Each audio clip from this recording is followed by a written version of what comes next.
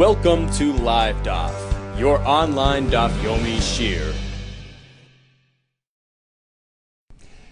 Shalom Aleichem and welcome back. Today's Daf is Kesubos Lamed Hey. We are on Lamed Dal Lamed Beis, 2 lines from the bottom. Esvei.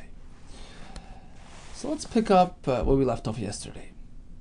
We are working with the precept that there are no double punishments, meaning if one committed an offense which entails Misa and Mammon, or Malchus and Mammon, which means he's liable to death penalty and financial repayment, or Malchus with financial repayment, we pick one, and that's what he gets. We had a discussion as to which one he'll get.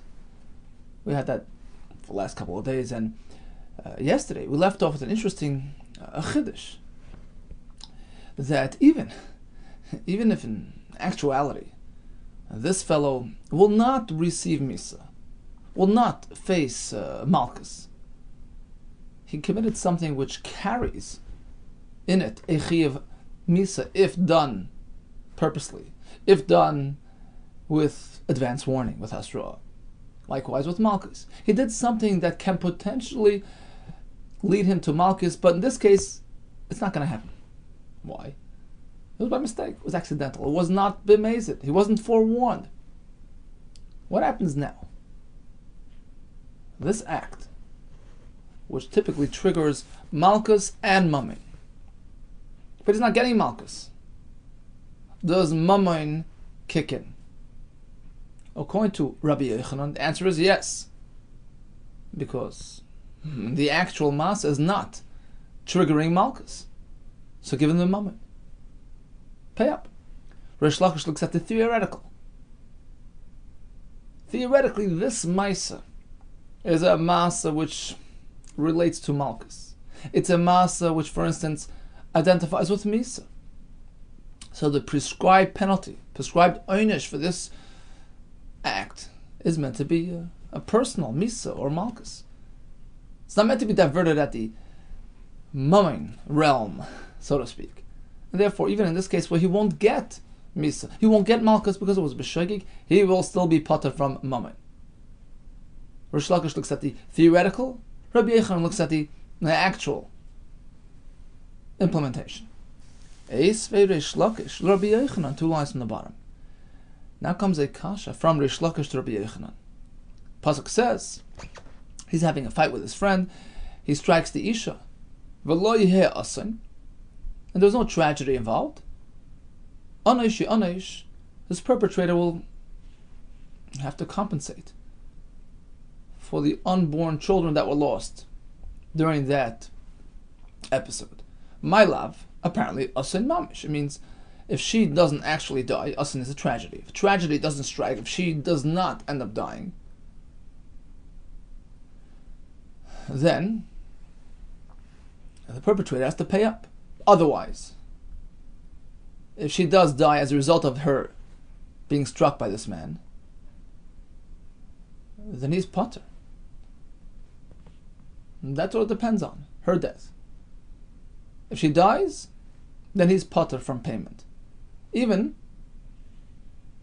if he won't actually get Misa as a result. Let's say he was not warned. It was Mammon is out of the question. Mammon is out of the picture.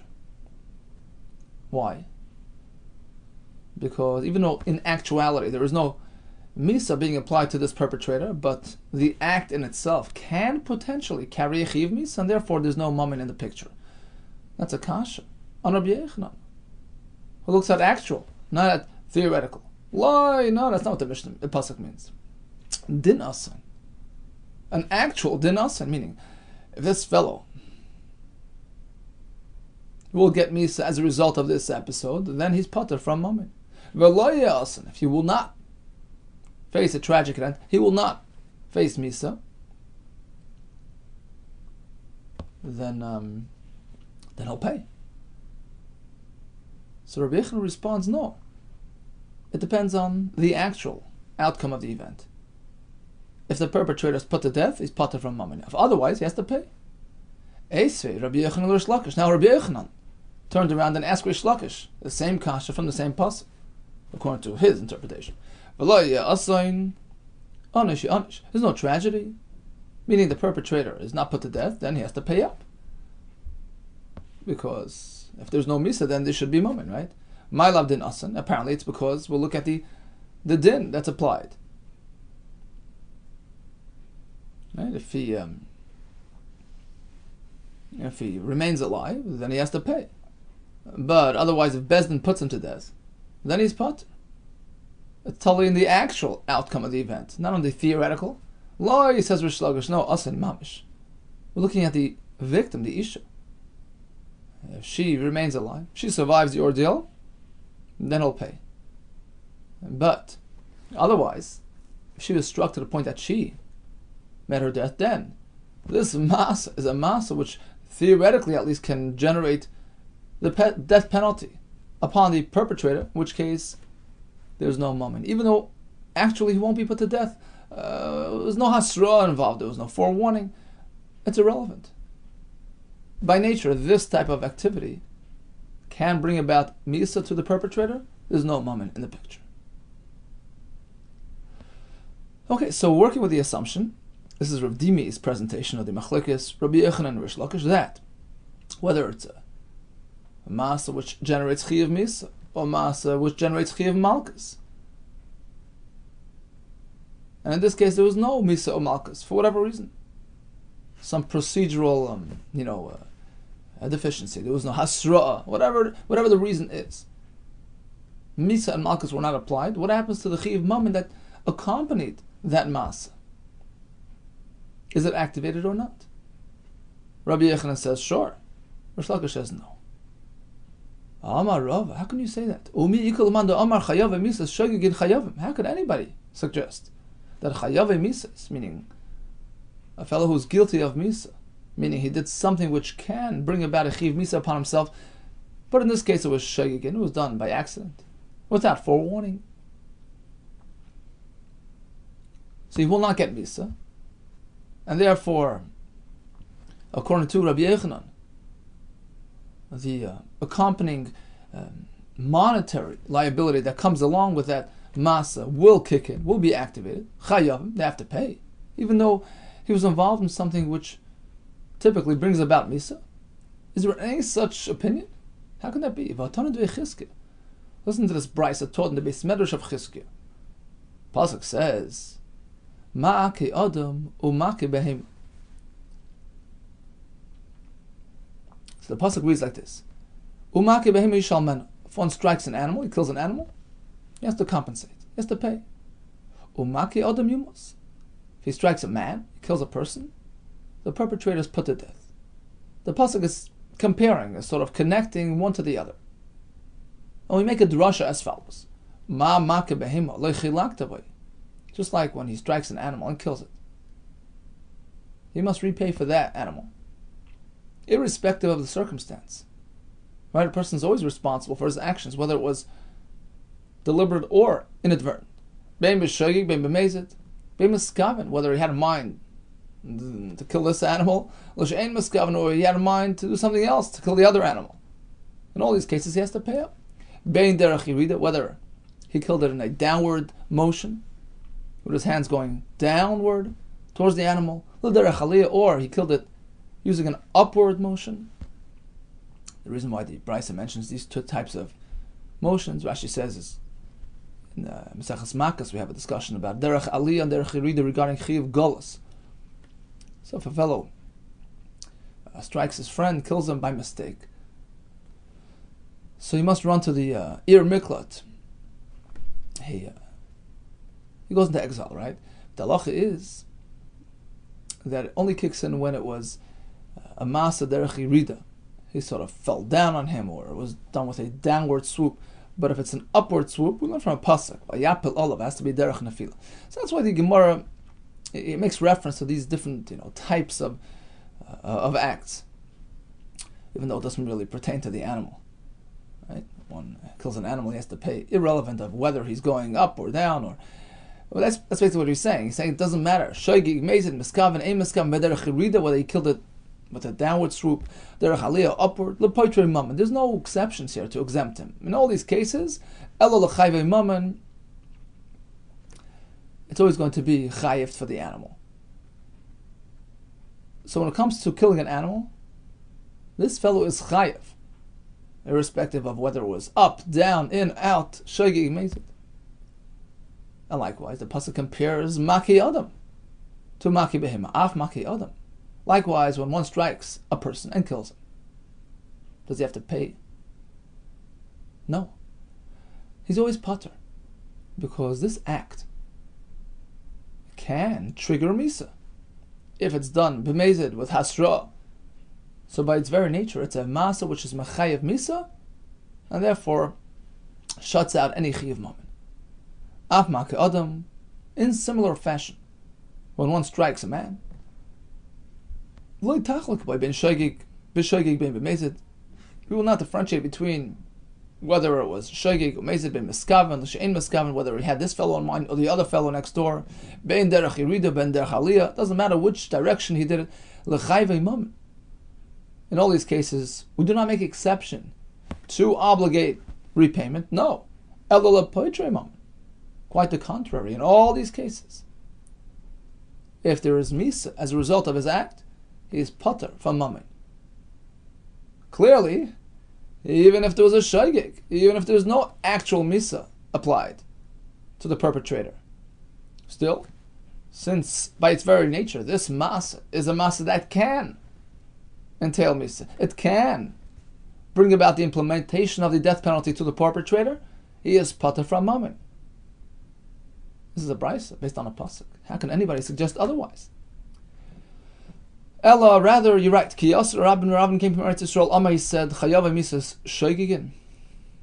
When it's an act which is connected to misa, which can bring about the death penalty upon the perpetrator, even if it was shogegin, if the act was done by mistake, in which case it will not actually bring misa. But since, in theory, it can bring an einish misa, Chayav misas shogegin kuli amalei pligi diptur, and all agree that there will not be any chiyuv mammon. Ki pligi b'chayve malchus shogegin. The question is specific to malchus. If there was an act which can bring about a chiyuv malchus, but it was done by shogeg, so there is no malchus in actuality, v'davar achan, and it came along with a chiyuv mammon. Here's the question. We know that the actual malchus, who we pointed him from mammon, once the punishment is applied to his person, malchus, we don't double charge. Once you address the person, you don't need his money. He doesn't have to pay. It's sort of all included. But if in actuality there is no malchus, why? Because it was b'shogeg. So in this case, when it's chayavi malchus shogeg in v'davar achan, now we have a machlokes. Rabbi Yehuda Kessler chayav, he has to pay up. No malchus, pay. Why? Chayav misais. Iskosh. Yeah, chayav misais. The chayav misa. Iskosh is connected in this pasuk that we just mentioned. We connected chayav misais to the striking of the animal, right? And we don't differentiate. Just like when it comes to makeh behema, you're always going to pay. On the flip side, makeh adam, you'll never pay. Because these are chayav misais, acts which typically generate a chayav misa. So chayav misais iskush, they have this hekesh, and therefore there's no chayav mammon. But chayav malchus, an act which brings about a chayav malchus, like iskush, that hasn't been connected in this pasuk. The pasuk connects maki adam to maki behim. Maki adam is speaking about killing a person. Chayav misais. This is an act which can generate chayav misa. It preempts any possible chiyuv mammon, but malchus, who's to say that it has the same halacha? And therefore, if there is no actual chiyuv malchus brought about on this person, then he has to pay for the damages which were incurred during that mas. Rish Lakish Amar Potter, he disagrees. Even by malchus, an act which can, even in theory, generate a chiyuv malchus, preempts any chiyuv mammon. Rish Lakish Amar Potter beferush ribsa Torah chayav malchus ke chayav misas, because the Torah clearly stipulated The Chayav Malkis had the same halacha Chayav Krisis. Where did the Torah express this? Amar Abaye Asir Rasha Rasha. We learn it from Exer Shava. By Chayav Misais, we have the word Rasha. Ashahu Rasha Lamus. By Chayav Malkus, we have the pasuk V'haya Him Ben Hakois Rasha. We connect Malkus to Misa. It has the same halacha. Rava Amar Asir Make Make. These words ought to be applied for the Exer Shava. Make, which is stated by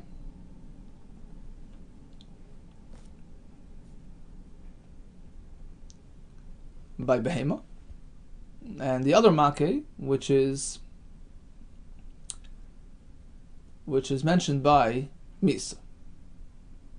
Sorry, mentioned by Malchus.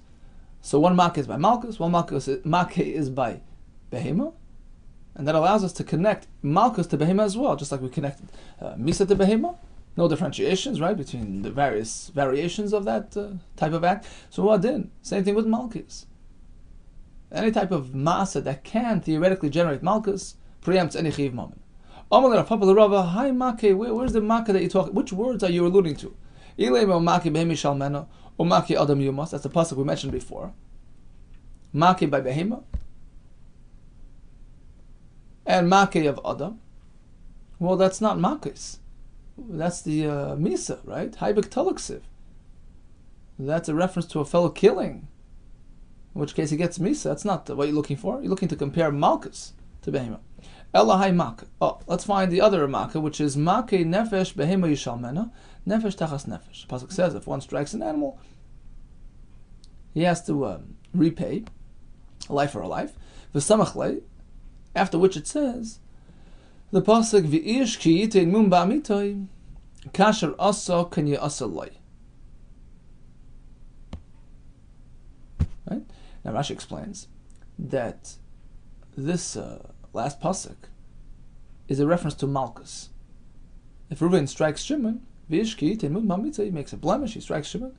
Kasher asa kenya asa loy, we apply to him just as he did to the other fellow. Rashi says it means Malchus.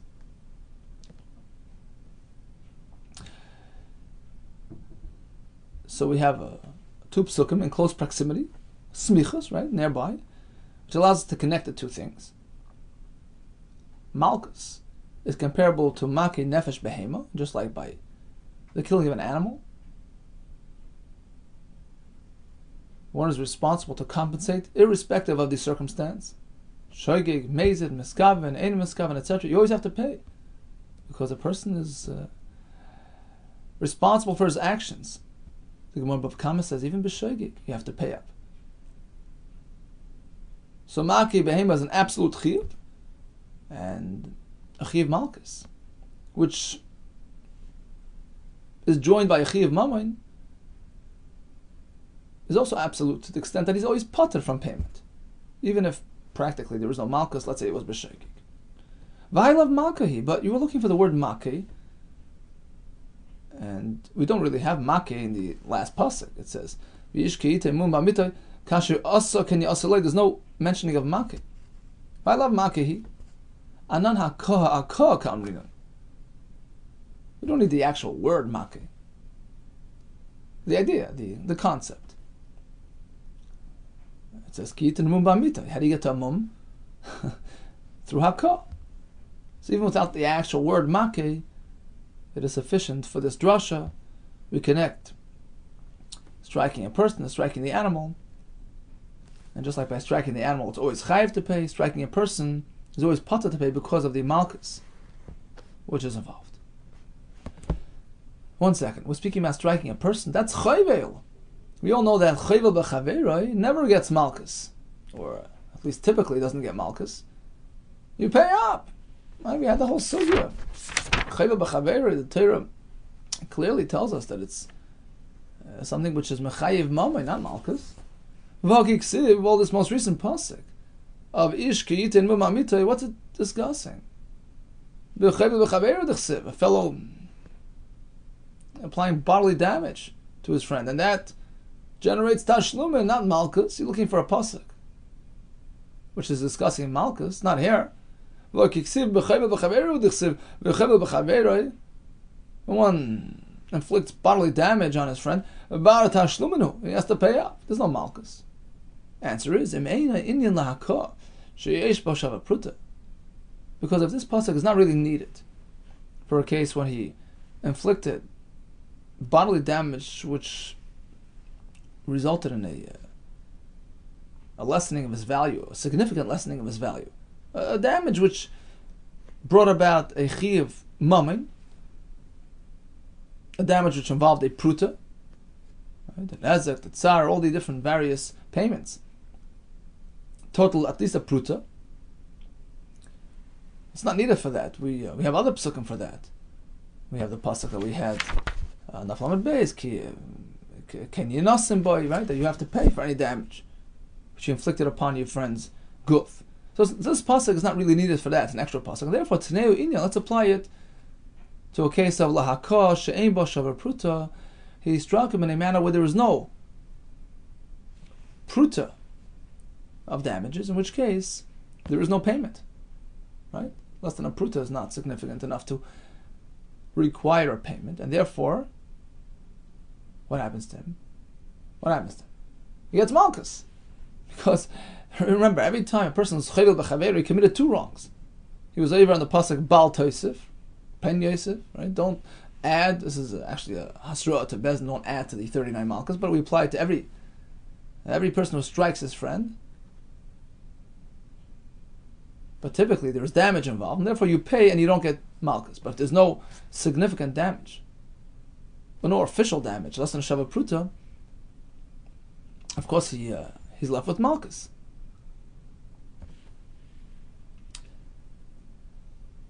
Oh, so this pasuk, which is referring to a mum inflicted, a mum which is less than a Shava Pruta, it generates malchus.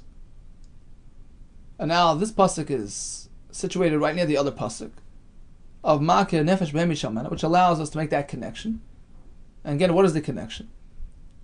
We don't differentiate. No exceptions. It's absolute.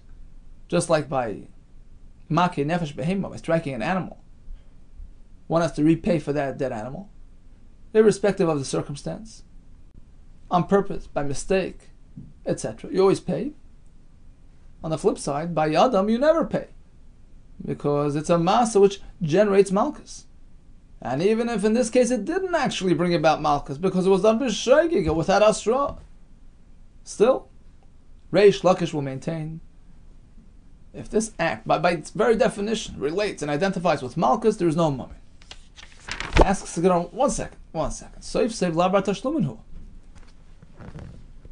He told me he was speaking about a case where he struck him in a manner where there's no resulting damage of a Shava Pruta, correct?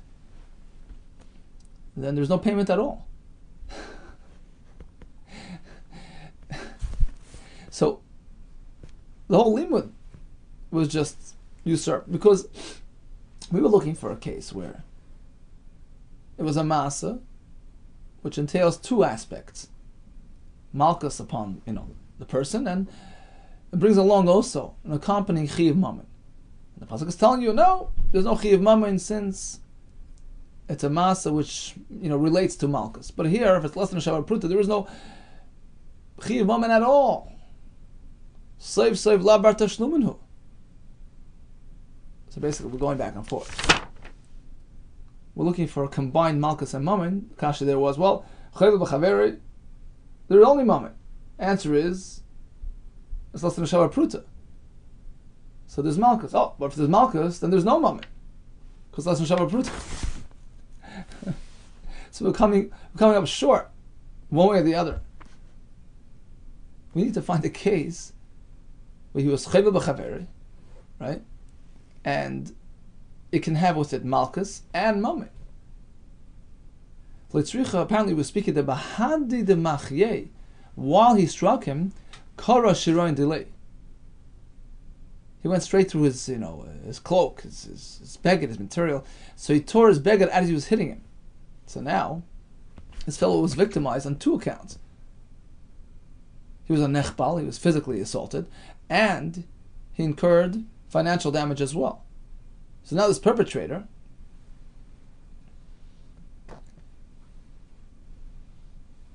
really faces a double einish. he should get malchus because of the chavala, because of striking his friend. Remember, that actual chavala was not shava pruta. He didn't inflict personal damage, which amounted to a pruta. So on account of that aspect of what he did, he only gets malchus.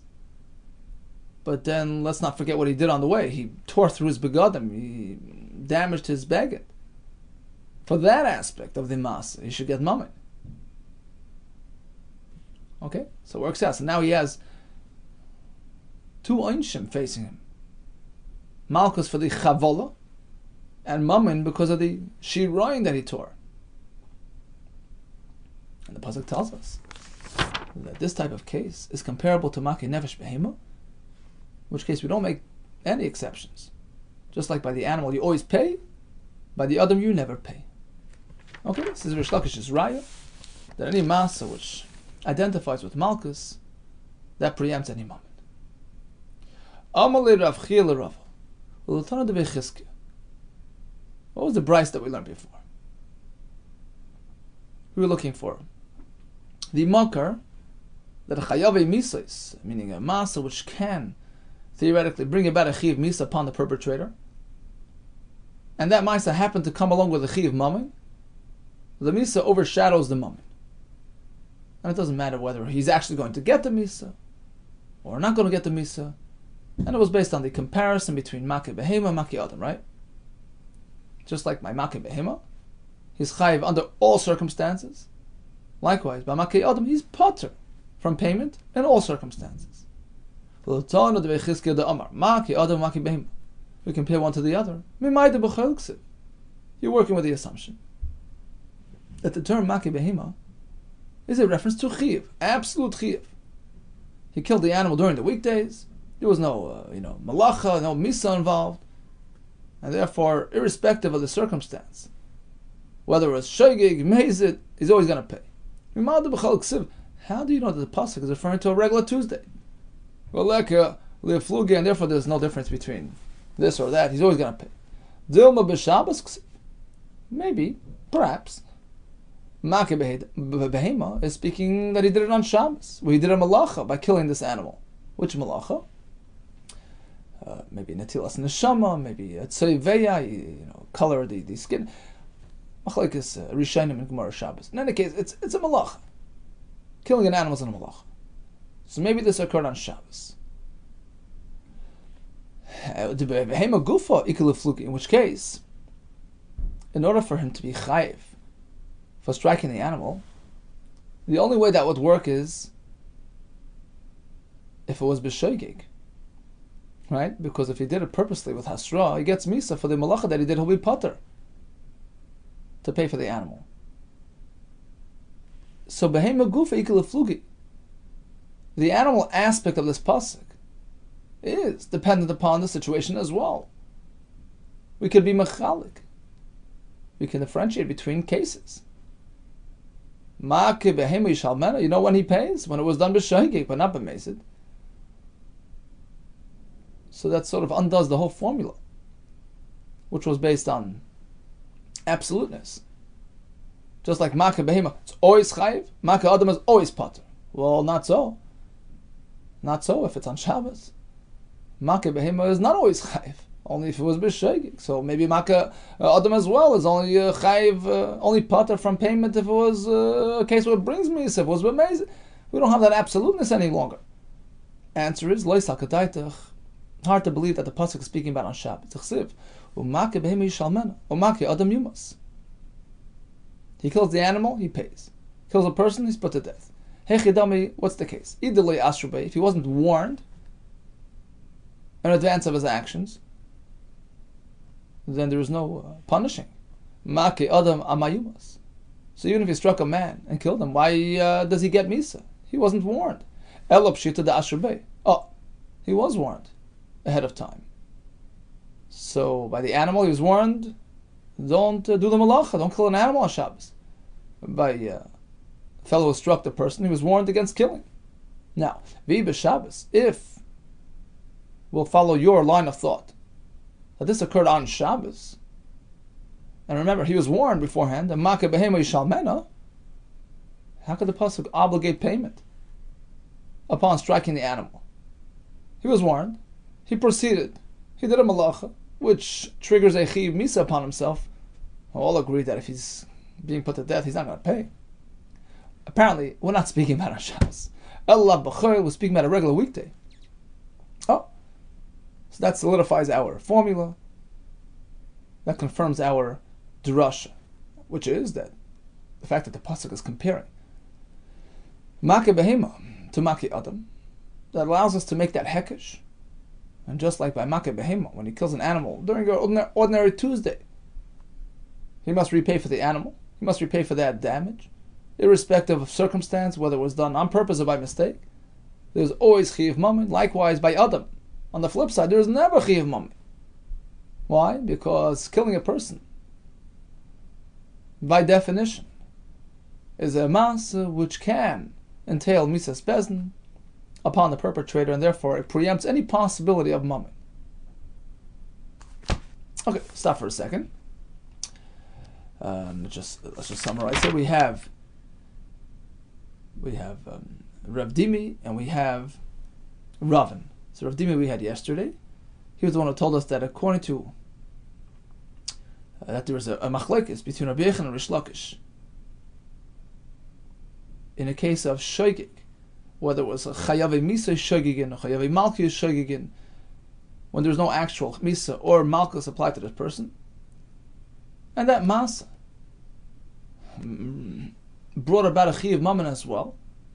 Does he have to pay or not? Rabbi Yechon looks at actual. In this case, he's not actually getting malchus or misa. He pays.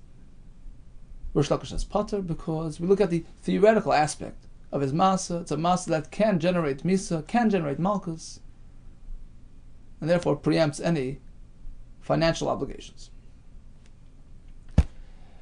Ravin disagreed. Ravin says when it comes to chayav misa, it's all agree that there is no chiyuv mammon, irrespective of circumstance. It's not from the pasuk, Tanit Bechizkiah, etc. What about malchus? That's the machlekes. Rabbi Yechon says malchus is not treated like misa. If there's no actual malchus being applied, let him pay. Rish Lakish says malchus has the same halacha, and if it's a masa which relates to malchus, it cannot relate to mammon. Continues the Gemara. Here comes an interesting discussion. It's almost like we have many puzzle pieces within the last few days, and we're sort of now putting it all together. Okay, let's hold on tight. Let's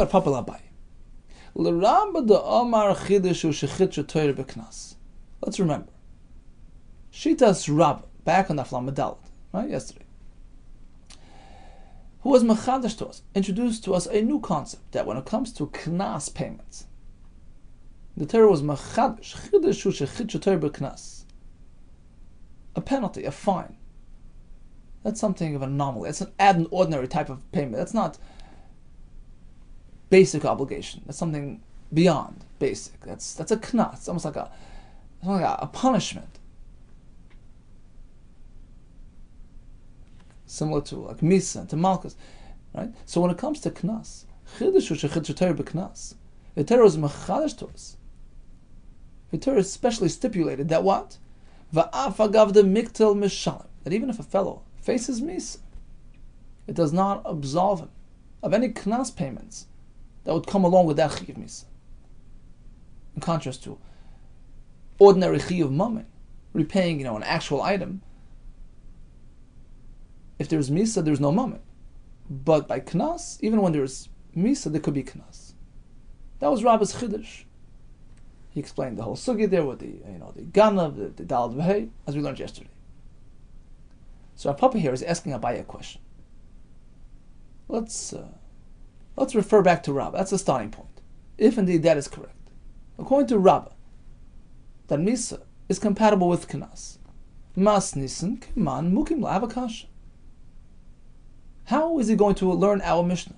In the beginning of our parak now, Chavtes Amud Aleph.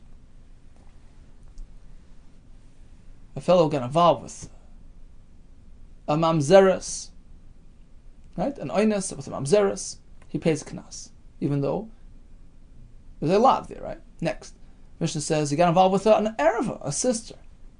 which generates kares. He has to pay up. The next Mishnah further on in the parak says he got involved with his daughter, which creates Mises Bezdin. Then he's potter. Okay, so we're going to work with those three elements. Sort of three categories. A forceful interaction with him, Amzeres, which is a chayav elaven. He's penalized 50 shkalim, he has to pay. Similar interaction with a sister, which triggers a chayav kares, is chayav knas. Similar interaction with his own daughter, which generates chayav Mrs. Bezdin, is potter from knas. So our starting point is Rabbi who says that chayav misa can be compatible with chayav knas. So masnisin kaman mukimla. Who's he going to interpret our mishnayos? Like, meaning, how is he going to learn our mishnayos? Ikar Reb Meir. If we're following Shittas Reb Meir, Reb Meir was the one who told us. That was a chiddush of Reb Meir that you can get malchus and mammon. A lot of different aspects coming together here. We have to just keep track. So Reb Meir was the one who told us that this is back in the Lamed Beis, that you can get malchus and mammon together. Different aspects of punishment, different reasons, different psulim. You can do it. So according to Reb Meir, we can very well understand the first two aspects. Knas by a mamzeres, even though there's malchus. Malchus and payment work together very well. There's knas by achoisoi, because even if there is a malchus by achoisoi, in the case where, let's say, he was warned, don't do it and you'll get malchus, he'll get malchus, he can still pay. But there's one kasha bitay. What about the Mishnah which says interaction with daughter is potter from knas? Why is he potter? Now, although even Reb Meir agrees that Misa and Mammon are not compatible, but remember, we're going with Rabbi's approach, which is that Misa and Mammon aren't compatible, Misa and Knas are compatible. So why can't we apply Yechiv Knas for a Bitoy as well? That's a kash. That doesn't work. Ikar Rabbi Nechuni ben Akan. Oh, next option. Maybe we'll follow Rabbi Nechuni ben Akan's approach to things. He was the one who told us. This is back on Laman and Aleph. He said that if one faces a chiyuv kares, then he's potter from any sort of monetary obligations, right? Just like Mrs. Bezdin has that aspect, kares as well. But it's clear from his words that malchus and mammon are fully compatible, because remember, in every kares is there's potential, there's a lot. The fact that Nechuni has to tell us, well, since there's kares that preempts any payment, obviously the law itself would not have preempted any payment. So in that aspect, he's following it's like almost like Reb Meir's shita, that a person can experience malchus and mammon, right? But only malchus and mammon, but not kares and mammon. Any sort of misa, whether it's bidei adam or bidei shemayim, preempts any mammon. That was Reb Nechuni ben Akan's chiddush. So if we're following his approach, we have another kasha achaisei. Why does the first mission of Chavtes say interaction with daughter brings about a chiyuv knas? What do you mean? There's kares. If there's kares, then he shouldn't be paying. So that doesn't work. Ikar Rabbi Yitzchak kashim amzeres. Who's Rabbi Yitzchak? Rashi brings this as a shita mesechas makis. Rabbi Yitzchak holds that an avera which carries a chiyuv kares cannot trigger malchus. You see, throughout the whole sugya, we were working with the assumption that even an avera which carries a potential kares, but it can actually generate malchus as well. Let's say the Adam warned him, don't do this, you're going to get malchus. We give him malchus. Even though really it should carry a kares penalty, but it can be diverted, so to speak, to malchus. Rabbi Yitzchak disagrees. He says any sort of kares generating offense cannot be diverted to malchus.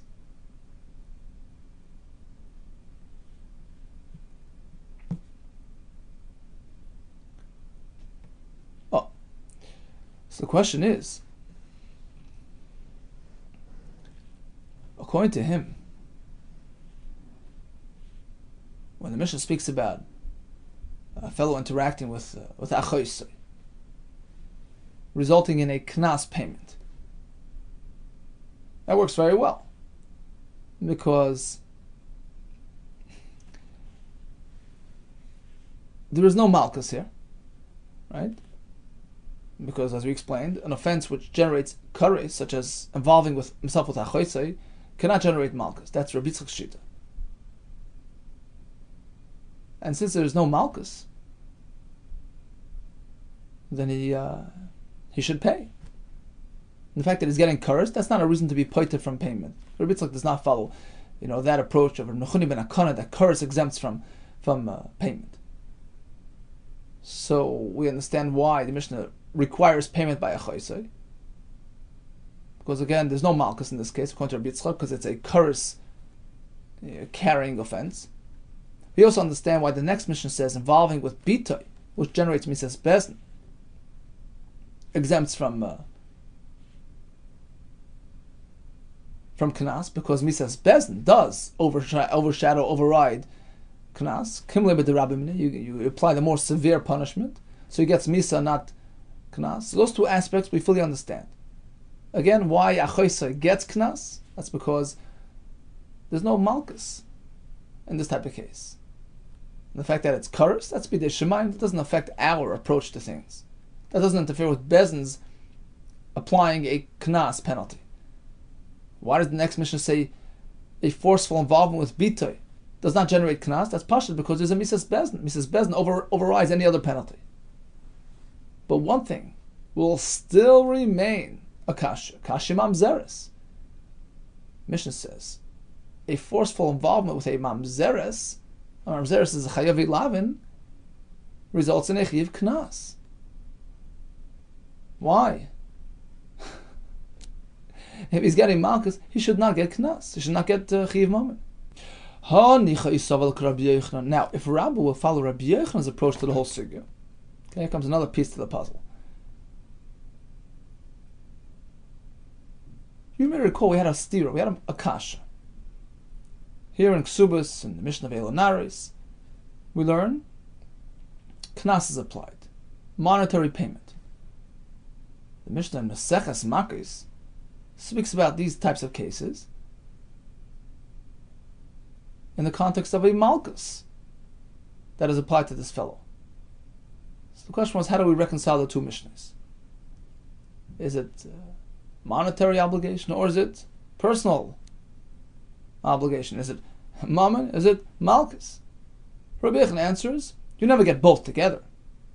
According to Shitas Rabbanon, it's one or the other. Which one is it? It's really malchus. But the reason why by us in the Kesubos he pays is because he wasn't warned in advance of the episode.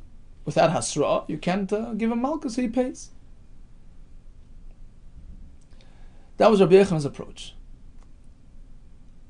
Rabbi Yechon was of the opinion that even though he committed an act which can theoretically bring about malchus, it doesn't affect his chiyuv mammon, as we're learning, throughout this whole daf today. Rabbi Yechon looks at the actual outcome of his event, of his act. So if Rabbi will follow Rabbi Yechon, that what? That when there was no hasra, which means there's no malchus applied, he will have to pay. Hunami mitars lak Rabbi Yechon. So perfect. He as well, Rabbi as well, can interpret our Mishnah like Rabbi Yechon. The reason why there is knas applied by a mamzeres. What do you mean it's a lav? It's malchus? No, there was no hasra. There's no actual malchus, so there is payment. Ella isav Rish Lakish. But if Rabbi would follow Rish Lakish's approach to things, that what? It's all theoretical. If it's a masa which can theoretically generate malchus, there's no automatic exemption. There's no mammon applied. Then we're stuck. How will you learn our Mishnah? Why is there a knas by mamzeres? It's something that can generate malchus.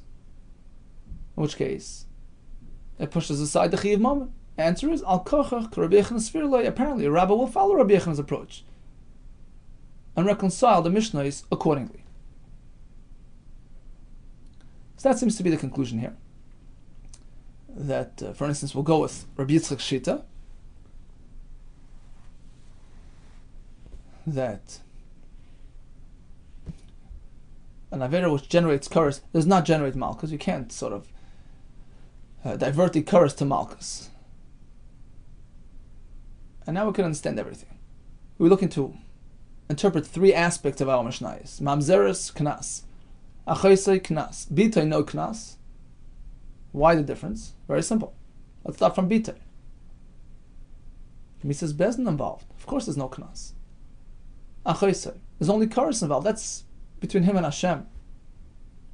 Bezin doesn't get involved with the Karas, and therefore they can apply Knas. What about Mamzeres? Mamzeres is just a plain lav which carries Malchus. Why is there a Chiv Knas?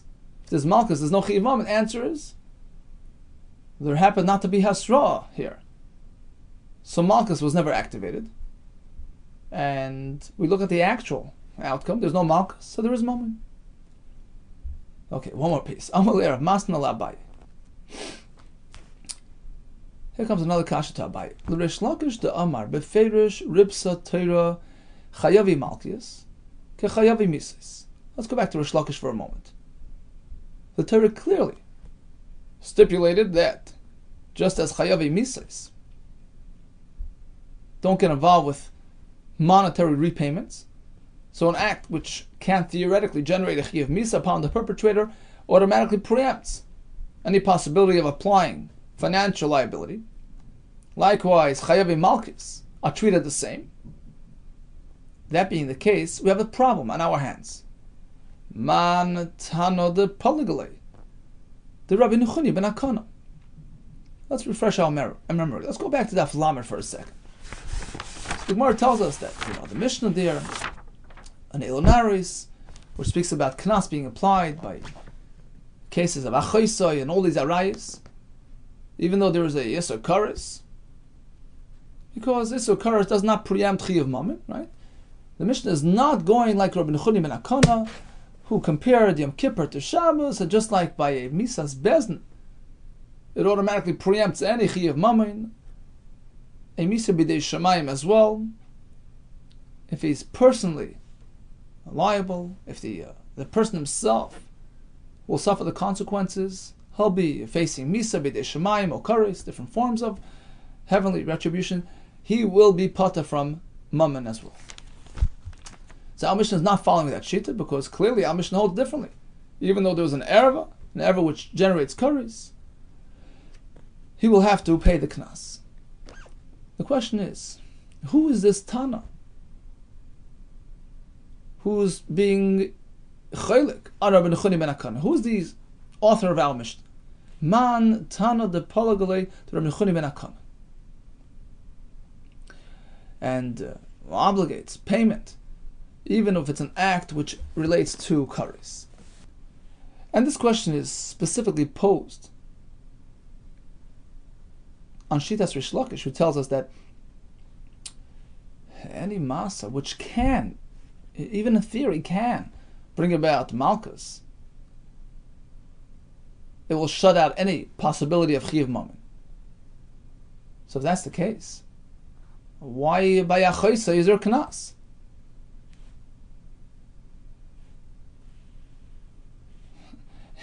If this masa with achaisa can bring about malchus, so even though really it's a karis related activity, but as we explained before, even an offense which carries with it karis can theoretically be diverted into malchus. If the Edom warn him as such, they tell him, look, you do this, you get malchus, he'll get malchus.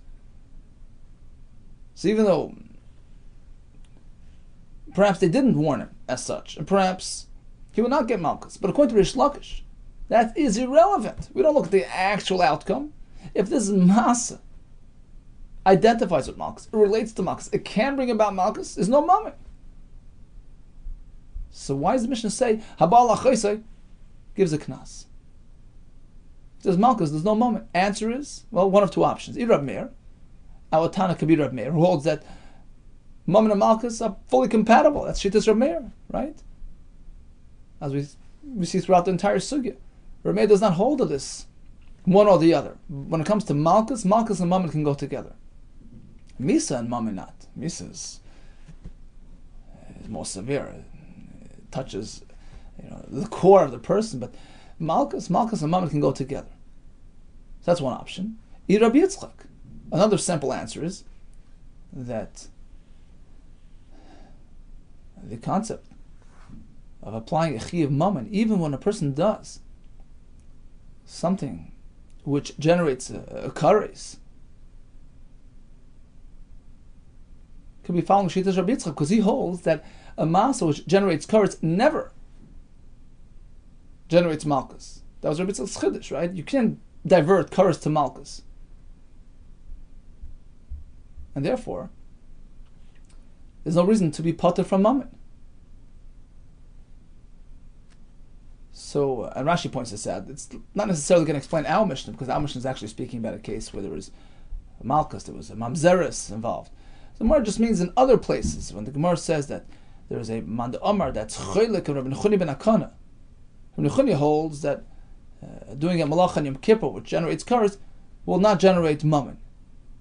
But there is a manda omar who's choylek on that, who holds that will generate mammon, and that manda omar can be Rabbi Yitzchak, because he'll hold that kares is not a contradiction to mammon, because kares is ben adam lamalkim, and mammon is bezdin related type of a penalty. And at the same time, Rabbi Yitzchak holds that a masa, an aver which generates kares, does not generate malchus, because kares can't be diverted into malchus, and therefore, when there's no malchus, even in theory, there's no malchus generated by such an act, and therefore it fully allows the chiyuv mammon to kick in. Okay, let's briefly recap the daf. We had an interesting machlekes, whether we look at theory or at actuality. Rabbi Yehuda says actual. Rish Lakish says theory. So according to one version of the Gemara, this applies to Chayave Malchus and Chayave Misais. So a masa which generated a Chiv Misa or generated a Chiv Malchus but didn't actually generate it this time because it was B'Shaygig. Does that preempt any Chiv Mammon that comes along with it? Rabbi Yehuda says pay up. Rish Lakish says pater. According to the other approach, which was Rav Dimi, when it comes to a Misa related activity, all agree there's no Mammon in the picture. Question is regarding Malchus. Rabbi Yehuda says if there's actual Malchus, no Mammon, but otherwise pay up. Rish Lakish says, based on the Pesukim here, that any master which can generate Malchus relates to Malchus and doesn't relate to Mammon. And then the Gemara concluded with some calculations, how to reconcile all the different aspects of our Mishnayos. Hatzlacha Rabbah to all of you, and Besuras Tevis.